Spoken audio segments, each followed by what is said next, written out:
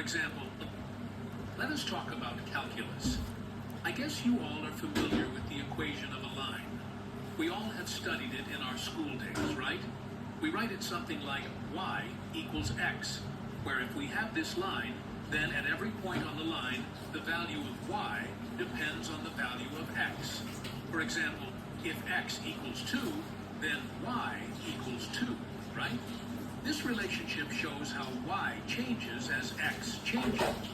But this kind of relationship is easy to visualize because it's a straight line, constant and predictable. Now, imagine you're a curious thinker in the 1600s, when the world was just beginning to explore the motion of planets, the falling of objects, and how things move and change over time. Straight lines didn't cut it anymore. Things in nature didn't always behave predictably or move in straight lines. Imagine being able to build an app with your name on it, just by thinking about it. Meet Base 44. Think of a ball rolling down a hill, or water flowing into a basin. How do we even begin to describe such motion mathematically? Let's go back to the straight line for a moment. A straight line has a very special property. It has a constant slope. The slope tells us how steep the line is. That is how much y changes when x changes. For y equals x, the slope is 1, meaning for every one step forward in x, y goes up by 1, right? Now consider another line. Y equals 2 times x. The slope of this line is 2, meaning that for every one step forward in x, y now goes up by 2. In other words, this line is much steeper than the first one. Therefore, slope is like a measure of the line's steepness. It tells us how fast y is changing compared to x. Now, imagine a situation where the slope is 0. For instance, if you have a line like y equals 3, a horizontal line, then we know that the slope of this line is 0, because y doesn't change at all, no matter how much x changes. On the other hand, if the slope is a very large number, the line is super steep, almost vertical. I think you understood my point, but then someone like Galileo might come along and say, what about something like y equals x squared? That's not a straight line, it's a curve. For example, we all know that distance equals speed into time. Now assume you are running at a constant speed, say 2 meters per second. So d will now be equal to 2t, where d is the distance and t is the time, right? Now if I draw this graph where I put time on x-axis and distance on y-axis, then we get this straight line, and the slope of this line will be the same as your constant speed of 2. But now, assume you start running in a race, and instead of maintaining a constant speed, you begin slowly and then gradually speed up. At first, you might cover only 1 meter in the first second, which is equal to this point, then 3 meters in the second second, and perhaps 6 meters in the third second. The distance you cover is no longer proportional to time, and the graph of distance versus time will no longer be a straight line. It will be a curve. In this case, your speed, or the slope of the graph, or the steepness of the curve, keeps changing. At the start, your speed or the slope is small because you're running slowly. As you speed up, the slope becomes steeper, showing that the distance you cover in each second is increasing. Therefore, at any given moment, the slope of the curve represents your speed at that exact point in time. Back in the 1600s, this was a huge problem. The slope wasn't constant anymore. People could draw the curve, but they had no idea how to calculate the slope at any specific point on it. And then came geniuses like Isaac Newton and Gottfried Wilhelm Leibniz in the late 1600s. Both of them, working separately, came up with a groundbreaking idea. Instead of thinking about the whole curve at once, they zoomed in really, really close, so close that the curve looked almost like a straight line. This is how the concept of the derivative was born.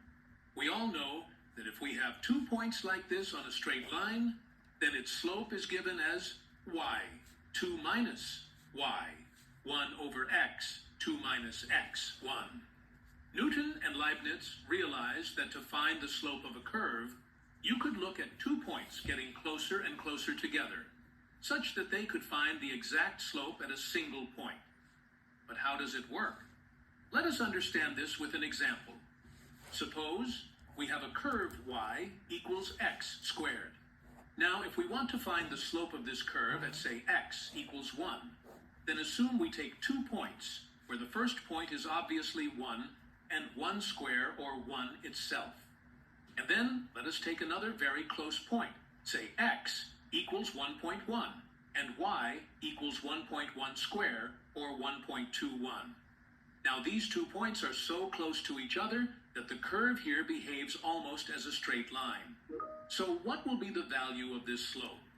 It will be this minus this over 1.1 minus 1, right?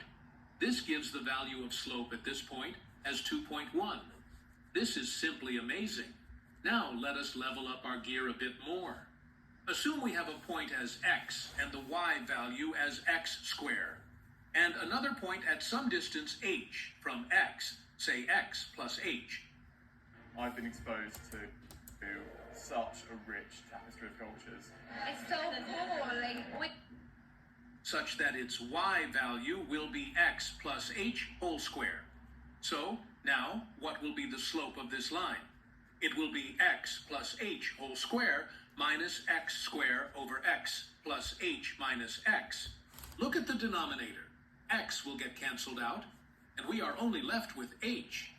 Now, expand the get canceled out, and we are only left with h. Now, expand the numerator to get this as x square plus 2x times h plus h square and minus this x square.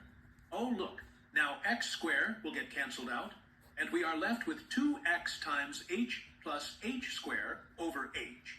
Divided properly to remove h from the denominator, and we are left with 2x plus h.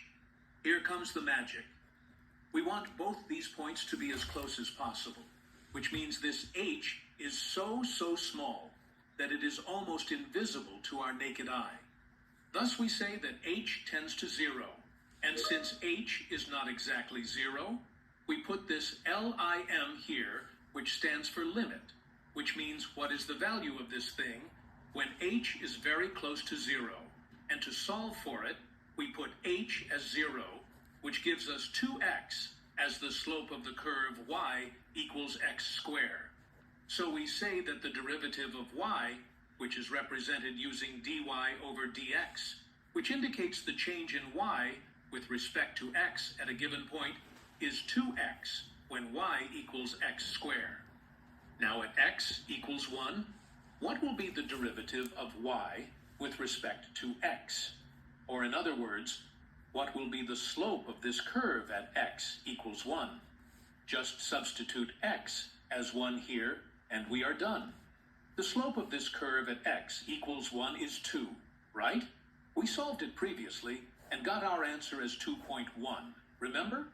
Which was so close to 2, but not exactly 2, because the value of h was 0.1, which, although small, but was not very close to 0. Now, to generalize this, instead of using x squared, assume we denote y as a function of x or f of x.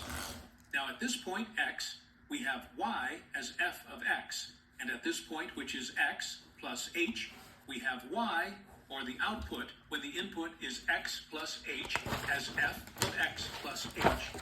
So,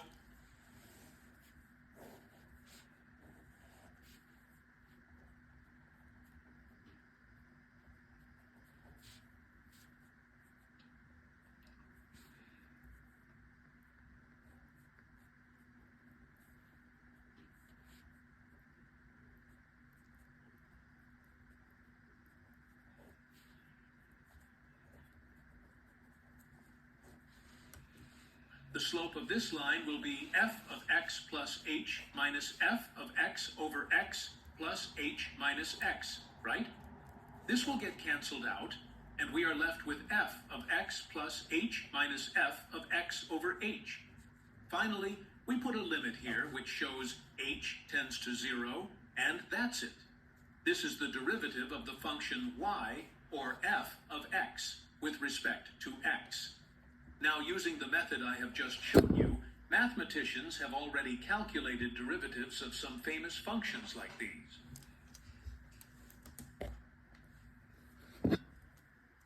Calculated derivatives of some famous functions like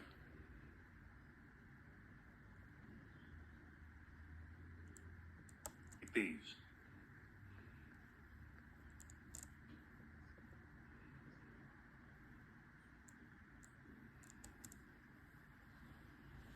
So our life has